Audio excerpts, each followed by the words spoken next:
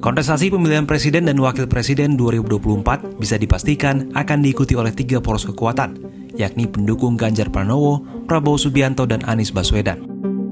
Dari 3 bakal capres tersebut, hanya Prabowo yang hingga hari pertama pendaftaran ke KPU, Kamis 19 Oktober 2023, belum mengumumkan sosok bakal cawapres pendampingnya. Sementara kubu Ganjar telah mengumumkan Mahfud MD sebagai bakal cawapres dan Anies Baswedan berpasangan dengan Muhaimin Iskandar. Lantas seperti apa elektabilitas ketiga capres ini? Bagaimana hasilnya bila ketiganya berkontestasi di Pilpres 2024? Berikut hasil survei terakhir Litbang Kompas periode Agustus 2023. Dalam survei Litbang Kompas periode Agustus 2023, elektabilitas simulasi pilihan secara bebas, persentase keterpilihan Ganjar tercatat di angka 24,9%, Prabowo 24,6%, dan Anies Baswedan 12,7%. Sementara, jika disimulasikan dalam skema 3 nama, yakni hanya ada pilihan Ganjar, Prabowo, dan Anies, Ganjar memperoleh 34,1%, sedangkan untuk Prabowo dan Anies mulai ada pergerakan yang lebih besar, menjadi 31,3% untuk Prabowo dan 19,2% untuk Anies. Meski demikian, suara Ganjar dan Prabowo belum bisa dikatakan berbeda secara signifikan, alias masih bersaing ketat.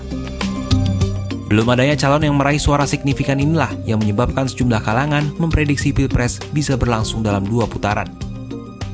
Meski elektabilitas Ganjar menempati urutan teratas pada pilihan secara bebas dan pada simulasi 10, 5, hingga 3 nama, bisa dibilang kemenangan belum terjamin jika berhadapan langsung dengan Prabowo. Sementara jika dihadapkan dengan Anies, Ganjar dan Prabowo bisa memperoleh kemenangan.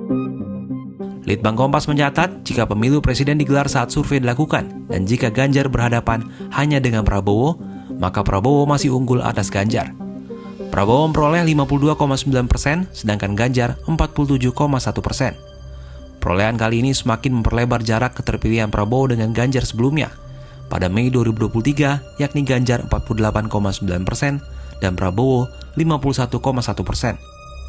Sementara jika Prabowo berhadapan dengan Anies, Prabowo unggul dengan selisih angka yang besar. Prabowo 65,2% dan Anies 34,8%. Sementara pada survei Mei 2023, Prabowo memperoleh 62%, sedangkan Anies 38%.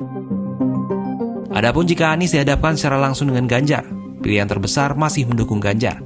Pada Agustus 2023, Ganjar memperoleh 60,1%, sedangkan Anies 39,9%. Presentasi pilihan ini lebih besar dibandingkan kondisi Mei 2023, saat Ganjar memperoleh 59,9% dan Anies 40,1%. Dikutip dari Kompas.id, 1 Mei 2023, Direktur Eksekutif Lembaga Survei Indonesia, Jayadi Hanan berpandangan, saat ini, elektabilitas capres maupun cawapres belum ada yang dominan.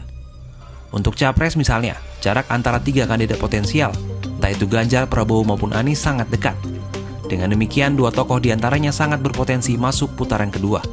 Begitu pula cawapres.